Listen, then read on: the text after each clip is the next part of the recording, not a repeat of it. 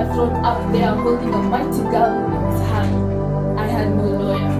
Placed on trial for things such as lying, stealing, and fornication. For this was the beginning of my tribulation. For there was no reason for me to plead an innocent statement, because all the evidence was sitting right there, said to me.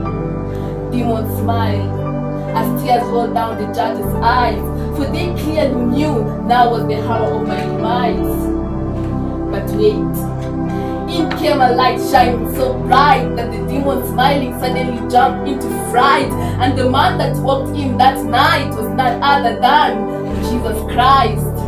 Darkness prepared to give way, and glory was all the angels could say, because the man that walked in that night had put out the lighter and immediately set certain records against my life on fire. Jesus took the sentence file, erased my name, looked me into the eyes, and said, "Daughter, I'll take the blame."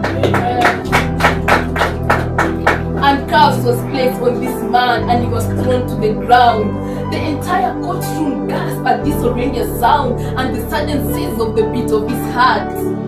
The man that walked in that night glowing had suddenly turned to dark. I did this to him. My lying, my stealing, my cheating.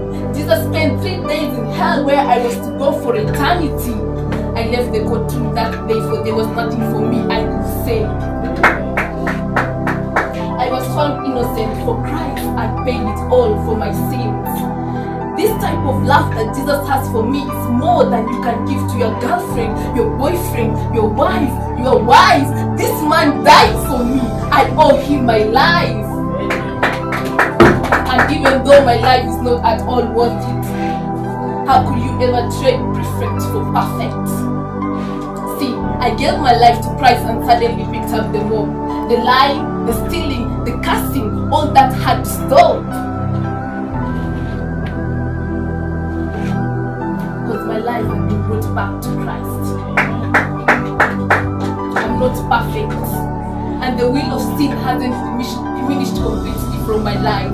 But I believe in Jesus Christ when He died for me on that cross and said, "Daughter, it is finished."